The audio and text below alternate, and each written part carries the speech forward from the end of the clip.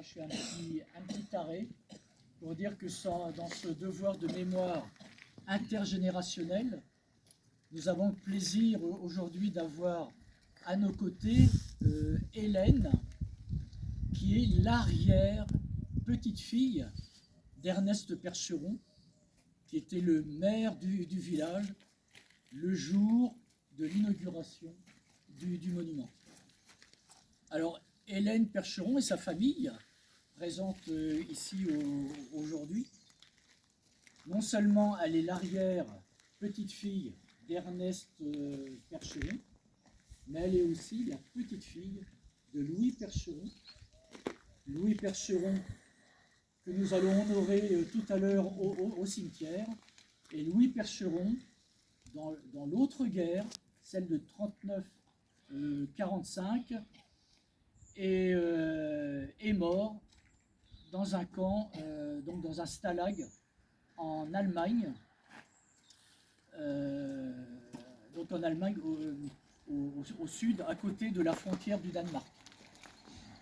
Donc merci, merci d'être à nos côtés, et ça nous permet aussi avec Jean-Michel d'être, disons, récompensé de ce devoir de mémoire intergénérationnelle, d'autant plus qu'Hélène est venue aussi accompagnée de Pascaline, voilà, qui est présente aussi avec nous.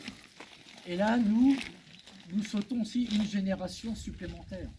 Donc vous voyez, aujourd'hui, même à travers Pascaline, nous avons l'arrière petite-fille d'Ernest Percheron. Donc merci à vous de vous associer à ce moment.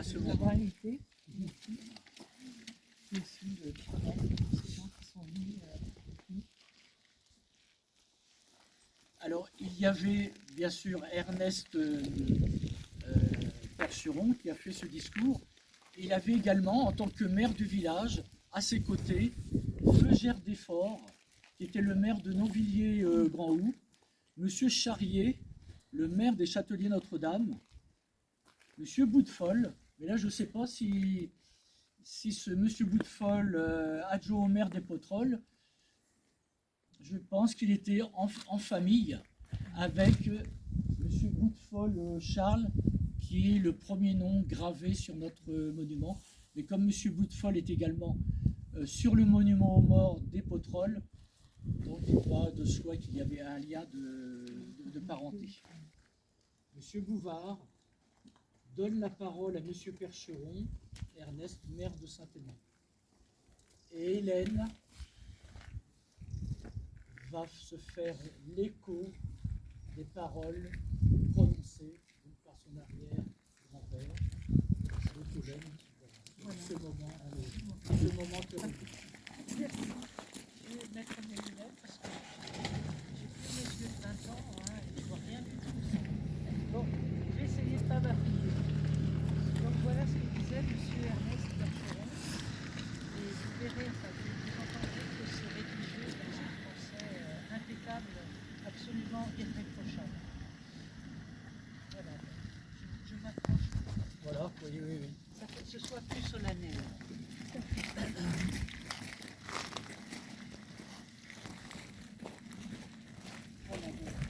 Mesdames, Messieurs, des voix plus éloquentes que la mienne ont déjà dit en maintes circonstances tout le dévouement des combattants pendant la guerre.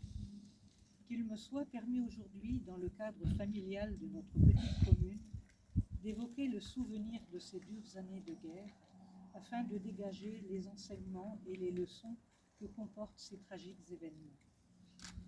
Il n'est personne qui ne se souvienne, et avec quelle émotion, de ce début d'août 1914, où tous les enfants de la commune, se joignant à ceux de la France entière, se rendirent à l'appel de la patrie en danger pour défendre le sol et les libertés menacées.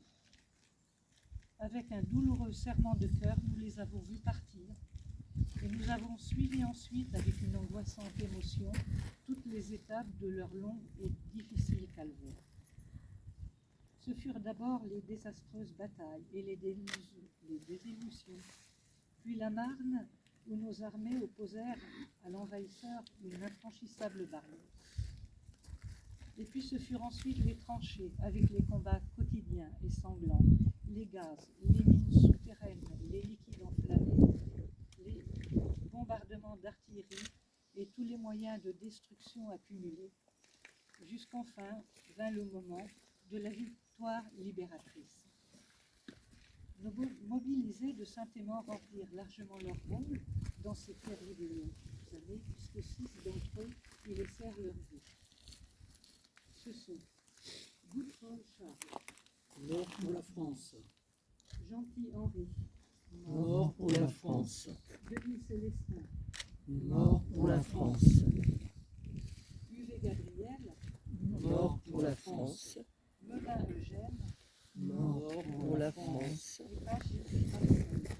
Mort pour la France.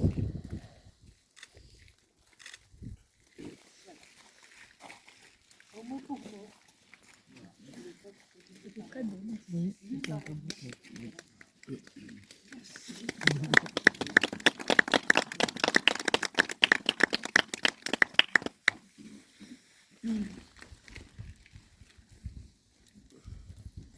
Et les enfants vont s'associer aujourd'hui à ces instants de recueillement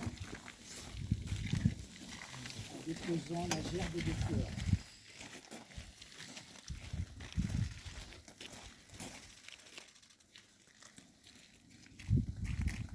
Avec respect. Merci les enfants.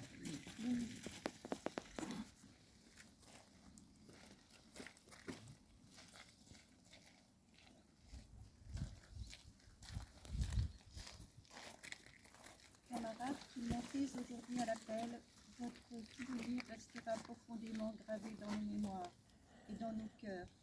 Et cette modeste pierre où sont gravés vos noms rappellera votre sacrifice et dira à tous, ceux-là sont morts pour que vous viviez.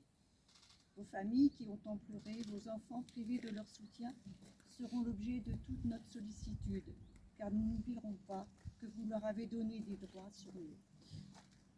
En tant qu'ancienne enseignante, je me devais de vous lire le passage qui était dédié aux enfants. Et vous, mes chers enfants, quand vous passerez devant ce monument, ne restez pas indifférents. Gardez une profonde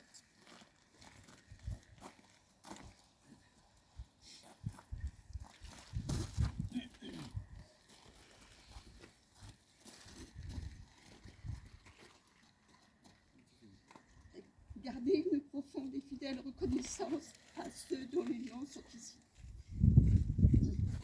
Votre jeune âge ne vous permet pas de vous faire une idée exacte de ce que cette modeste pierre représente de souffrances accumulées, de rêves évanouis, de vies brisées. Plus tard, vous comprendrez mieux, mais dès maintenant, sachez bien que ceux qui ne sont plus et que nous glorifions aujourd'hui ont fait le sacrifice de leur vie avec le suprême espoir de vous éviter toutes les horreurs d'une nouvelle guerre. Ils ont voulu que vous puissiez vivre et travailler en paix. Sur le chemin de votre école, ce monument sera pour vous le symbole du sacrifice de vos aînés. Vous efforcerez de vous